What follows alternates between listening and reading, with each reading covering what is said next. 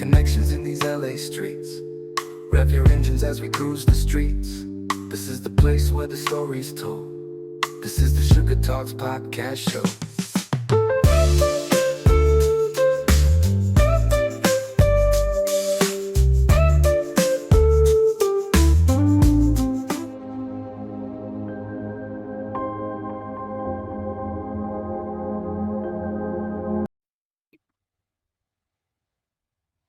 Welcome to Sugar Talks Community Connection, where we're going to bring the community to you.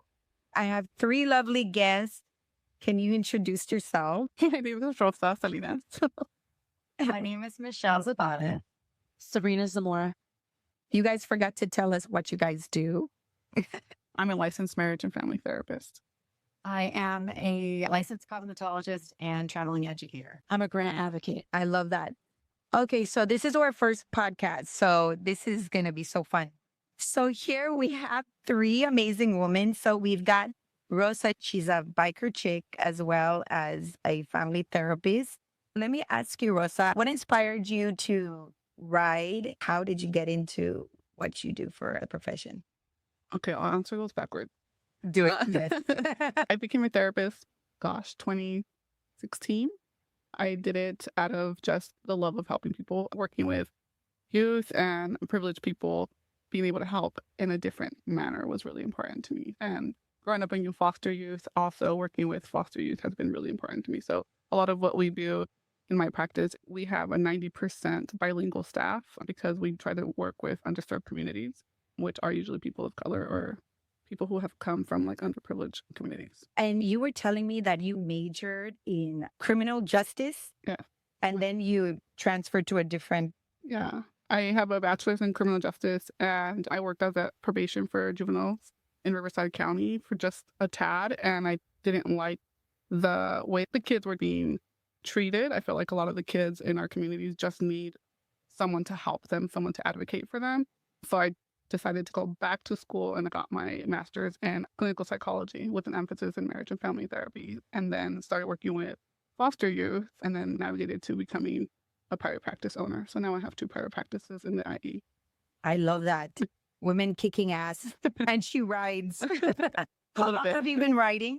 You still ride. I've been quote unquote riding for about a year-ish, but I parked my bike since last August and I just brought that baby back out. But yeah, so it's been about 2 years that I've been in and out in the community, just meeting people, and it's been really cool. There's a lot of really cool people. Yeah, you do meet like all walks of life. Yes. I love it. The biker community, like you meet everything. Yes. But I feel like some of my closest friends that I went to and talked to and go to are people that I've met in this community. So it's actually really cool. Yeah, for sure. Love it. And we've got Michelle here. She's a licensed cosmetologist. Michelle, tell us a little bit about yourself. How many years have you been in the hair industry? 10 years. I started at 21 and it broke me and woke me at the same time. This industry is very hard to maintain your confidence. It's very hard to sustain a lot of respect for colleagues and clients at the same time. And it's hard to grow if don't have the correct mindset. Over the course of 10 years, I've lost over 340 pounds behind the chair. I was just going to bring that up. I was hoping you said that. I'm very proud of that because not only have I lost a morbid amount of weight, I battled 2 types of cancers, had a full nervous breakdown behind the chair nonstop as a full-time entrepreneur. Then I started getting back into my community and creating content for them. So having community of any sort. And then I found my right hair community. I found color companies that celebrate me for creating the way that I want to create, products companies that celebrate me for being who I am. I don't have to force to be anyone else. But for a long time I was, and that's why I was so happy behind the chair, is I let other people dictate my career and what I was supposed to be and who I was supposed to be versus listening to the seed that God planted within. So that was I love this career so much. So now I advocate for untapping your mind, untapping your true potential, expanding, taking accountability. You know, there's no way to say that I'm in a small town, I can't grow. That's bullshit because your phone has access to millions of people because my highest paying video online on social media is 15.8 million views. And that got me a pretty good check. So I don't believe in saying that you're from a small town because everyone's from a small town. So I love that. What was your turning point? Like where you were like, okay, I need to lose weight.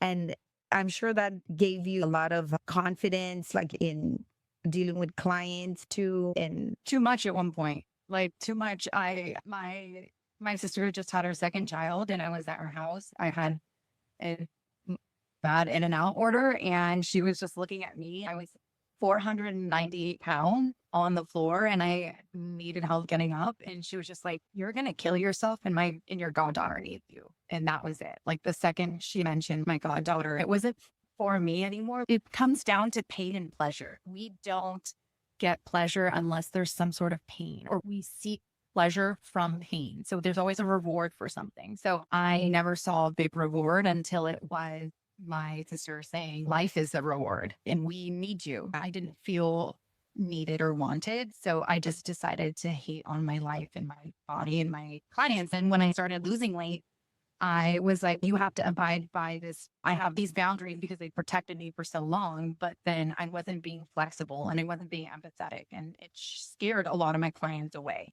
So then I was like, okay, this is now a trauma tactic and I need to correct my behavior. So I did EBT. I did a lot of cognitive behavioral therapy because I was diagnosed autistic and dyslexic at 27 years old. I had to relearn how to behave as a young adult. So that was something that my clients who rock with me now rock with me. And not like, they were like, can I come in at 7 a.m.? Absolutely. Because you saw me at my lowest point and you still loved me unconditionally. And for that, maybe I'll go work out after or do something else after that's going to make me happy. I'm happy to do this for you. I'm happy to be there for someone who's been there for me in my hardest time. So it then developed a better sense of mindset and growth. I love that. I just learned something about you. And here we've got Sabrina. So Sabrina, I met Sabrina through my husband. She's a handball player. You champion, right? You won championships and all that. Her dad is also a handball player. Sabrina, tell us a little bit about your adventure with handball and the scholarship you got, and tell us what you're doing now. Tell me about your life, girl. Definitely. I just and being vulnerable with this amazing and commendable work that you've been working on yourself. That's amazing. Yes, my name is Sabrina. My father's name is Marcus Zamora. We are very big in handball. We're a handball family. My siblings play. I play. I started playing about age 12 to 14 years old. It was a way to spend time with my father, positive time. And it's definitely a community sport. It's a very small sport, not well recognized.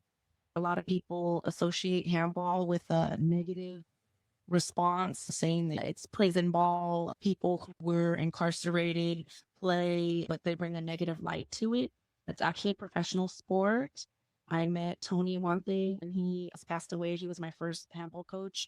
He took me and a lot of people that I met in my junior years where I won junior national titles. We traveled around the United States to different places to compete against the best in the country. And so I have 7 national titles. Through handball, I was recognized by Lake Forest College, small private liberal arts college in Lake Forest, Illinois. I had a coach recruit from age 14 to 17, and he would send me all of the academic information, have conversations about my grades. To get into that college, it was really hard to get into coming from the LA school systems. A lot of individuals who went to that school were very educated and it came easy for them. That was hard for me, especially here in LA. I think we have the best school systems, but again, this coach saw something in me and it was definitely handball at my skill level and he recruited me. This college was very expensive and through handball and the community networking and working together, I got a bachelor's degree in sociology and anthropology. I played college ball for 4 years. I played in a men's league, state tournaments, international collegiates. It's amazing. I met amazing people. That's how I met Audrey too. My father plays and my father and her husband Larry are really good friends. And again, like I said, it's such a community sport and has such an impact on our community. All handball players, we stick together and we're family and we know each other. I don't even know how long I've been Larry. Since we were both babies.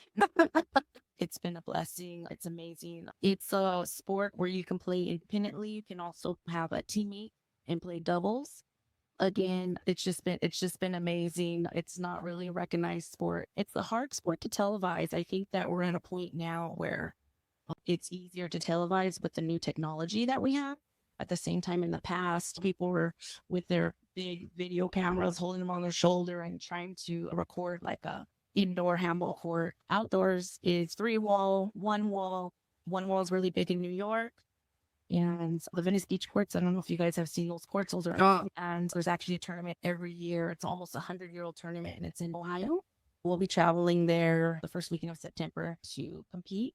It's a really big tournament, and people come from all over the country. I did actually win a national title last year. Okay, that's what I'm asking this. I want to bring some light to that through this podcast. And even like mental health, beauty, because these are the things I want to focus on. What is it called? So it also family therapy.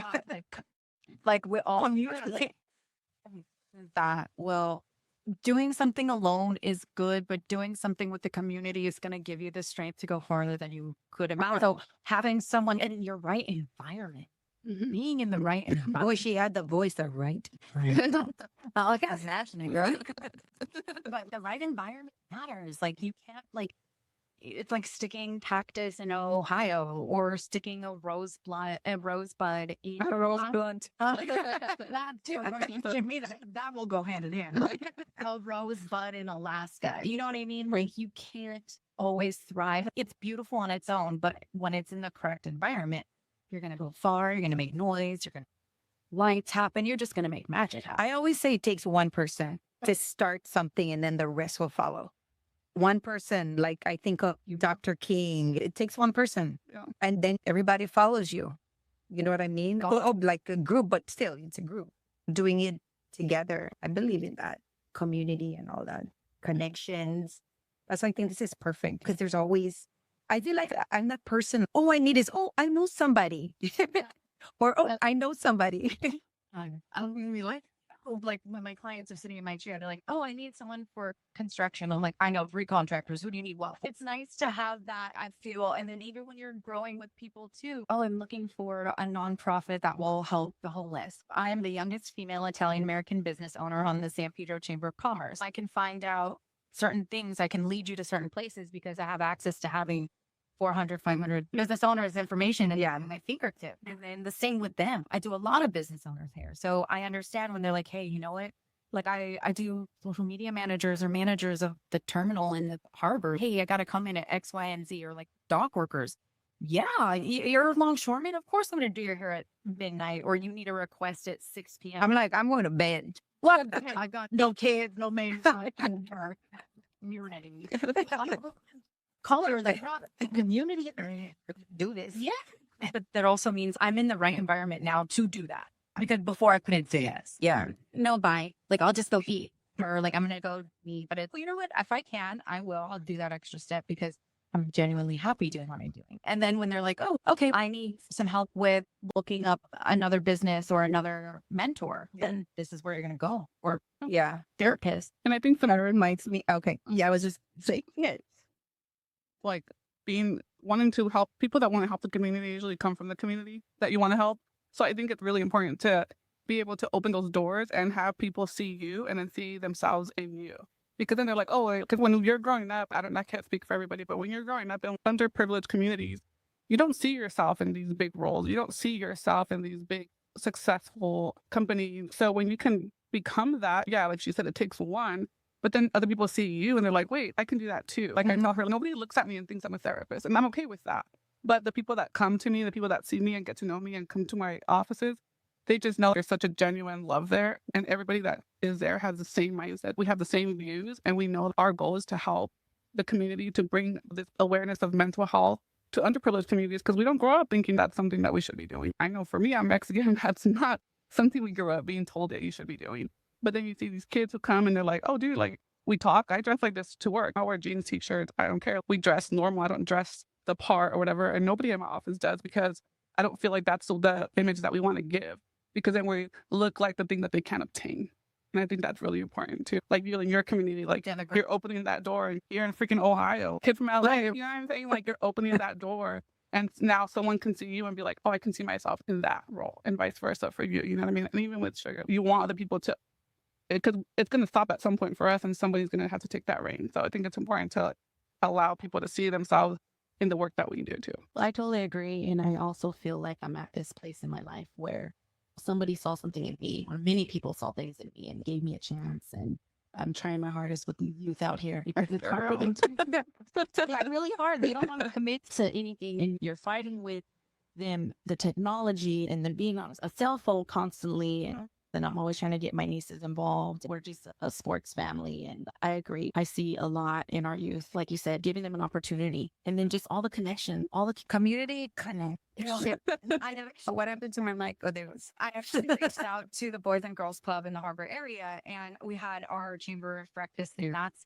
where had the idea of extending my extension education, because you only need 150 to 200 hours in the extension certification world through the state of cosmetology and barbering in California. So if we can teach these kids to start doing extensions and get licensed right away, the legal way, or barbers, or getting a legal license, start their bank set up so they can start saving, so they can start their retirement at 17 years old. That is not something that is found in our areas. And I think that there are like people like, oh, they want to do content creation. That's great, but it's also hard work. So set up something for their future, because if we want our successes to go on, someone's got to take it over that thinks the same way, and grows the same way, that wants to hustle the same way. Because if you're not hustling, it ain't going to work.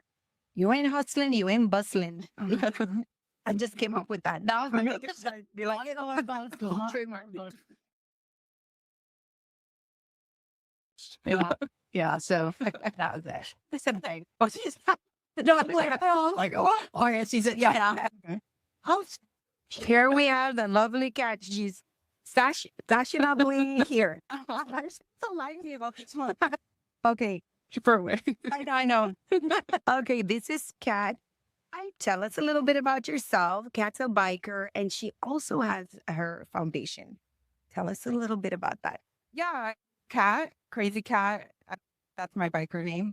So I started a foundation because my world revolves around the biker world. And it is for kids who have lost a parent to a motorcycle accident.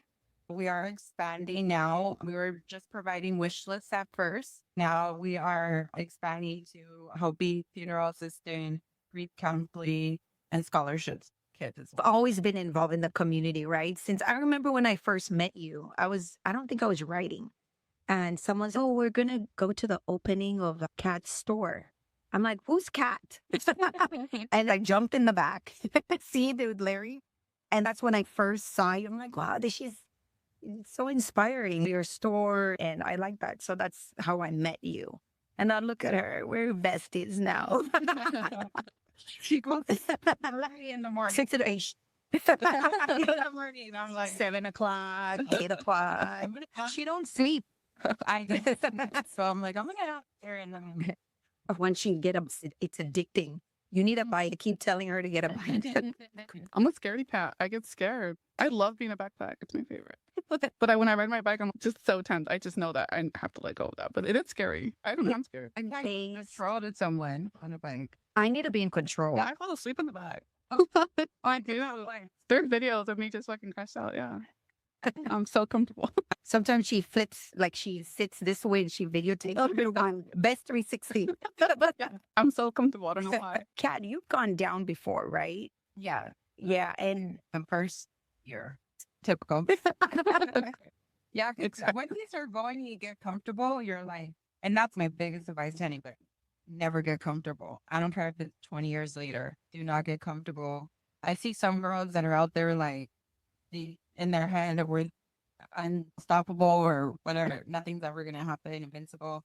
And they're recording and while writing. oh, yeah, yeah. And they're just like in and out. And I'm a pretty quick writer as well, but then I'll like tell myself again, you do not want what happened to you to happen. So I try to slow my roll with it. But yeah, my biggest advice is to never get comfortable ever, especially because once you go down, there's nothing. There's no like, we're like nothing. Like, you're going down. So just be ready. In slow motion. Oh my God. I know a car ran into cut me off, but I wasn't like on the freeway. I wasn't going fast, but it was still scary. I remember it was like slow motion. Oh, for sure. Slow motion. My poor friend, it was her first time on the bike. And I made sure, I'm like, you make sure you got her. I got her whole face and everything. And then when she went down, tell me why I went to try to pick up my bike. I left her piled up right there. She couldn't even lift I just left her. Went by. But that's when I hurt your leg. Yes. We were all scared for you too. And then I said, oh my gosh, Patty. And she's 20, like 21, worse than me. I said, Patty, I'm so sorry. I'm sorry. She's like, it's okay. I'm living on the white side. I'm like, I don't know if I should laugh or cry, but it's great. And so tell us about because she also has a foundation, a nonprofit, and it's not out yet. No, she's just a baby. Legally, I have a nonprofit, like to the state. But the nonprofit is going to be for the same thing, for providing mental health services, but free mental health services for families. I think I want to focus on the underserved communities, families of people of color, people that don't have insurance, kids that are in foster care. We want to work with veterans because I know for sure there's not enough services for veterans, and just be able to do free services because we do know that it's such a needed thing, but there's not enough insurance or money, and it is expensive and all of those things. So we want to be able to do the same thing I'm doing now, but do it for free for the right people. And that's what we're trying to launch the end of this year. But girl, I'm tired too. I felt like the three of you have something in common, like with the kids, youth. There's a few organizations and they focus on the youth. They always focus on the youth. At the same time, I do believe we all have a lot in common here. Again, through handball, through community, through someone seeing something in me, through that bachelor's degree from Lake Forest. When I graduated, I worked for a nonprofit organization for almost 20 years. And I worked with seriously emotionally disturbed youth from age 3 to 25. Mind-blowing work. You go home, you gave it your all. You're going home and you're sleeping really well at night. Yes. Because you know that you really were able to help, like you have said, underprivileged, underserviced communities in a way that no one else can. I think it takes someone who's been through some things in their life to really reach out, really impact those youth and their families. I got to work with a lot of clinicians and social workers and principals and moms and dads and grandmas and aunties. Whoever wants to be on the team, I would build a team, create interventions for my youth that could be supported by the team. It was beautiful work all through Handball because of that scholarship that I got. And then from that, I did that about 20 years. And now I'm a grant advocate and I'm working for another nonprofit. I'm honored and privileged to work with 24 organizations right now. I'm holding about $15 million in compliance. So we may have some connections there for you, especially since it sounds like you just got your EM. You know what? That's amazing. Thank you. She's the one I was telling you about. Carol, and works for Carol's Sons, can maybe do something. Definitely. Carol is our boss. It's funny because when I picked who I wanted to hear, I wasn't thinking about the connection. I'm like, I want these girls. You know what I mean? Because I know, your story, what she's doing at Handball. You know me, I've been trying to do this shit for a long time. Maybe this is my chance. And it turns out you guys have a connection. You guys should definitely, with Carol. She's my bestie, but she's my boss too. Oh, that's what working with about 467 nonprofits, some LLCs. They all are system impacted and they provide services to underserviced communities. The Pipelines Prison in LA County. This is through JCON, the newest county department, and Terra First Community Investments. Again, they hired in the agency that I'm working for to do this amazing work. It's a project that's never been done before. I'm really passionate about it. And so is Carol. We're doing some amazing work and it's working. And I think a lot of people thought maybe something like this couldn't work, but it is working. It's amazing. And it's all for under-resourced community throughout LA County. I love it. No, you guys definitely need to. And this is exactly what I wanted this show to be. Community connections. And it honestly was not planned at all. Yeah. And I just met you like a year or less, but I connected right away with this one. And I'm like, there's something about her. And then she's all about, I'm like, I knew it. And then with her too. I'm so Everybody has a story. Everybody has a story. Tell us something interesting about yourself. It could be something that I like pig ears. I'm a pescatarian. I do not like pig ears. I feel like everybody knows everything about me. I was in foster care as a kid, which is what guided me to want to help kids. My first job as a therapist was with sex offenders. That was great. How was that? Like, how did you have to train your thoughts, right? No, it's fine. Really? No, it was hard for me mentally. I thought it was going to trigger a lot of my own traumas as a kid, which led me to foster care. And I thought it was going to be that, but it really was. Being a therapist is really about taking yourself out of it and being an advocate for that person. So being able to put myself to the side and how these men who have done very bad things and just listen to their story versus what they did really helped. There's a lot of these men who, not that I'm advocating for these men, but a lot of these men were abused as kids, raped as well. They went through a lot of things and led me back into the mental health world because somebody needs to be able to advocate and help and guide them out of that nest. And if people think, oh, mental health is only hereditary, and it's not. It's very much environmental. You can develop mental health issues from an environmental and from that you grew up in, whether it's being abused at home, whether it's being raped, whether it's being growing up in chaos. All of these things can definitely lead to developmental health illnesses. And I don't think people understand that. Oh, they're just crazy. Why? You know, what happened? Yeah. And I think that's really important. So I do prefer working with youth, with the teenagers. I love teenagers. That's my favorite genre to work with. But that was my first job. And I think it was a great opportunity. It really helped me understand the work. I don't recommend it, but it's really good. You have to be really thick skinned. Yeah. To be really. It's like teachers and cops. I think you got to be, especially a teacher dealing with kids that have those issues. I think you have to be there. I don't know if I could do it. Yeah. I mean, I work with like level 14. I know you said you work with like teenagers. I used to work at a level 14 group home. That's the highest level before juvenile home. Those kids are no joke. They're scared. So sad. Yeah.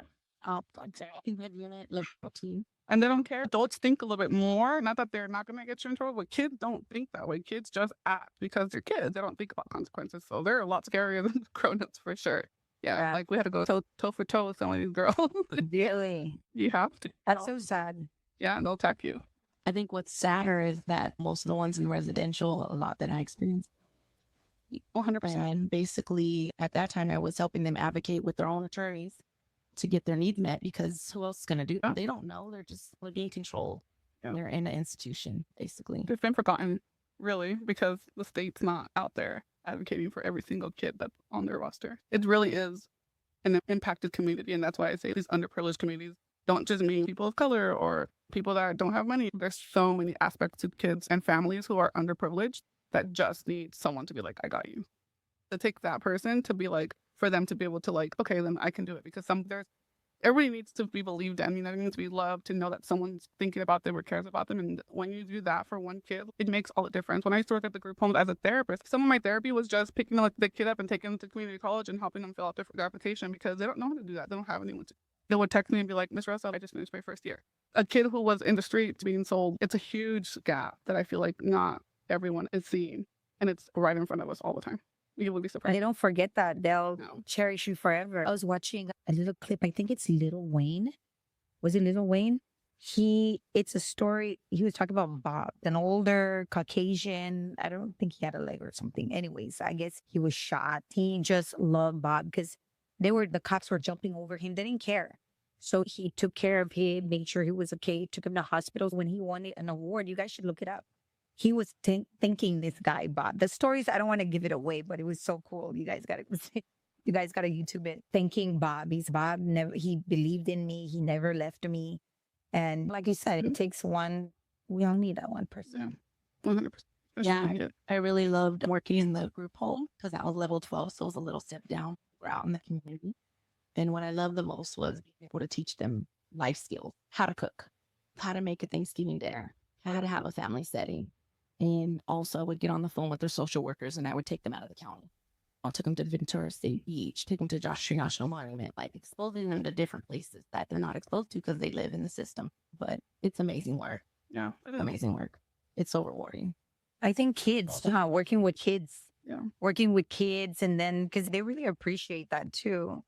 Because teenagers are usually the ones that are forgotten in the holiday system. even for toy drive, someone brought that up. They said, you know what? Toy drive, it's always the little kids. We always get, but the teenagers, we forget. I don't remember who told me. I think it was Jeff. And I said, oh my God, we should do a toy drive like Christmas, like the teenager.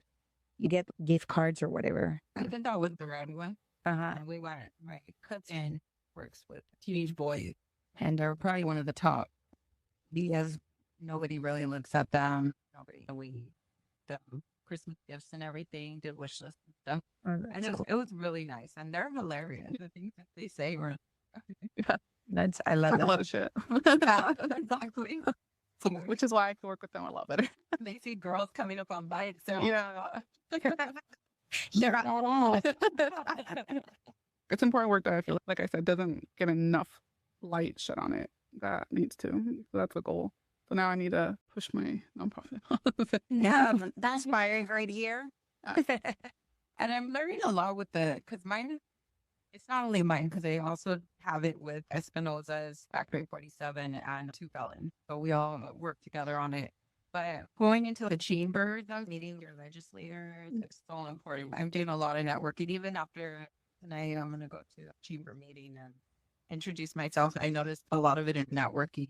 I went to a legislative luncheon a couple of days ago. There were other nonprofits there, and they're willing to help you. Yeah. Help you with the grants, help you with funding, to help you meet the right people. So I think it's an amazing community because everybody's willing to help each other. It doesn't feel competitive. Yeah. It's more like Definitely really community. help you get you to where you need to be as well. 'Cause it's not the same stuff. Yeah. I think everybody's their whole intention is to help. Yeah. So I think Yeah. Being their own people. How long have you been working on your nonprofit, your foundation? this is now going to be the third year, but we've been officially a nonprofit since last year with the paperwork and everything. Like a lot of work. I'm like, you're a fundraiser, so I'm saying, Oh, she's not on my little fundraiser. I love doing that stuff. yeah, no, I'm ready to go on board. So the thing is, I'm passionate, and I think you don't really, there's people, they're doing a lot of things, and you got one or two they don't really have their heart in it. So you can see through when you see people are really passionate. They have their heart in it, giving it their all, not sleeping, tireless on it. Tired all the time. Yeah. And then you're also trying to support everybody as well. So that's a lot of time. It's a lot of time to work on your stuff and be supportive of other people so that we showing them that love do it as well. And Yeah. what's our But the chamber stuff is because I have an office in Redlands, and then I became a part of that chamber, and then I opened an office in Rancho, and then became part of that chamber. And they're like monthly meetings, like that's just consuming. And I run 2 practices, like I'm tired. It's a lot. But it's so needed because you meet so many people that will help with so many things that you didn't realize were in your little, because I live in like a small city, so there's so many things that I'm like, oh shit, I didn't even know that was here. But it's about just getting there and showing up at 7 when I want to be in bed. Even Yeah. the morning thing, the network. Yeah. The only thing I don't like about those is when I have to stand up and tell people what you do, which that's the whole point. Yeah. I'm so shy. It's so bad. I'm going to join the Arcadia in Pasadena. They have like good stuff. Arcadia, they do once a year. It's a wine tasting I think it's at the Arboretum. They do a lot of stuff. I met so many people through the Arcadia. The Pasadena, I never joined it. I just went to their things here and there, but it's pretty good too. A lot of connections. Yeah, I'm glad that you guys are here, the 3 of you. Congratulations. This is so amazing that you're doing this. And you are such an inspiration. I see you're always out there trying to do something for someone as well without any credit. Like you just go and do it. I think you're amazing. Ah, thank you. I'm better supporting others and talking about other people. I want to talk about others. No, I don't. I don't know. What is that in psychologist? It feels good when people say, but then I get shy. Like in my head, I'm like, oh my God, I hope they don't think that I have a big head or whatever. Is that what it is? Yeah, because you're afraid of how you're going to be perceived. I'm just like, when you're like, oh, talk about your degrees. I'm like, oh my God, I want to do that. That makes me feel uncomfortable because I'm not trying to show off about what I do. See, I'm showing up. I want to show you up. I want to show you up. Yeah. Her. She's such a badass. You guys should see her because you're in a man's world. I really am. I remember nothing without a woman. But many women that play anymore. It's been pretty challenging. The men are awesome. They accept me in again community. Yeah. But Audrey, I do remember meeting you, and you're a very passionate person. The fundraising, you were running like you were doing marathons. Did you ever wine tasting events? I didn't make it. I know you a few times. I didn't make it, but you had. I know you had really good gifts. Yeah, I know. To raffle off. Where did she come from? I like all these damn things. I'm like, I need this raffle now. Yeah, that was. I went into though that's like a girl thing because I feel like men have no problem being like, oh yeah, I'm doing all this stuff. I don't think we're bred to be like, look how good we are. To be proud of yourself, and because it's not about being like you're not showing off. You're just giving yourself props and putting yourself out there and what you do. But I don't feel like that's something that we're encouraged to do. Yeah. Yeah. Especially like sometimes we'll have messages about being inspirational. What we like, girl, I just woke up. I love it. So, Kat, tell us something interesting about yourself. It could be anything. You know what? A lot of people don't know this. Some people do, but I know how to draw. I know how to draw like portraits. Oh, Oh, Sugar, you didn't know? no, I didn't. Yeah, I draw some. Yeah, I know how to draw portraits. I know how to draw different things, but I like to do a lot of black and white, not too much color stuff. I hardly have time to do it. Yeah. What is it? Like a talent, unused talent. And I found out way later in life that I knew how to draw. So you're like a natural. Yeah, I guess You just I start now probably to get chilly sitting there. And then found out that I knew how to draw, and I was like, it just got addicting, and you're going with it. But now I'm so busy, I don't get to really focus on it. I wouldn't say it's my big passion or anything, but it is a talent I have, and a lot of people get impressed when they see my workbook and I've drawn. Oh, wow. Okay. You should post stuff like that. Did you guys know that Kat hashtag draws? Hashtag amazing. Hashtag hidden talents. I'll draw like mostly celebrity. Really? Yeah, like I've drawn like Ice Cube. Wow. What about you, Sabrina? What is there that we don't know about besides taking shots one after the other? Yeah, so you know that too. I don't know. Very beautiful. I do not. So, confident talent. Yeah. Do you have A hidden talent? See, no. I mean, I love that. No. See, what is there about me that people don't know? I guess not. You know what? I used to do the little the embroidery because you know the Mayans. I'm sure Mexicans too. So I know how to do that. Like I would draw, not beautiful, but it was nice, and then I would just outline it and sew or stitches or whatever it's called. And I love chicken leg and pigtail. that's not hidden talent? That's something that people don't know. Yeah, for sure. Yeah, I taught myself how to cook that's good. and so thought, no, things just coming out pretty good. I love the crock pot. Many women don't know how to cook though, so that's even just knowing how to cook is a good thing. Yeah, because we're so busy. Generations. Let's see, what trouble can we get into right now? I just love these buttons. They're like my favorite. ADHD, I think 100%. I have that, huh? Really? I just got diagnosed on my first podcast. I probably do. Adults are the most undiagnosed people, just so you know. What? Especially in our generation. Like, there's us older folk. I pay attention to things. I just look how I'm sitting. What does this mean? No, seriously, look at me. I'm like holding myself back. Like I get Very very, on your hand. very antsy. If you notice, if I go to events, like yesterday, handball, I get antsy. I leave. I just leave. You do always. I go to events, I'm gone. You Oh, always goodbye. I can't stay unless I'm with a certain group and it's like a Safe. intimate, safe, then I can be there all fucking night. just, Yeah. But if it's, I need to go. I need to, like, it's, you know. I think I have more anxiety in staying places now because I don't drink. is it because you get the urge to drink or do people get on your nerves that are drunk drinking? You know what? People are very different now. Yeah. Yeah. Spitting on it all over the place when they're talking. Face changes and everything. Yeah. Whole body language. And I'm sure. And then I think about how I used to be. It's You've been sober for 2 years. gonna be 3 years now. 3 years. Wow. Congratulations. That's pretty big. We're still trying. We're trying. I'm fine. Oh, we're not. I like drinking. Yeah. Yeah, I do. But no, I like drinking. Yeah. Are you? No, I'm taking it Slower. slow, but not a. I was gonna say I'm not a quitter, but that's no. Eventually, maybe, yeah. But I do need to slow down. When I go to Belize, I'm gonna have my drinks, but I'm not gonna be drinking crazy either because I want to enjoy the moment. I think I've enjoyed enough. Sure, they pile up in the bushes. Oh, that's happened to me. I haven't done any of that. Sure. Okay, so we're gonna wrap it up. It's been an hour. Thank you, Rosa, Kat, and Sabrina. And we will see you guys on the next episode. Michelle. Thank you. Thank you for watching. We're gonna have amazing people next time. It's always gonna be amazing.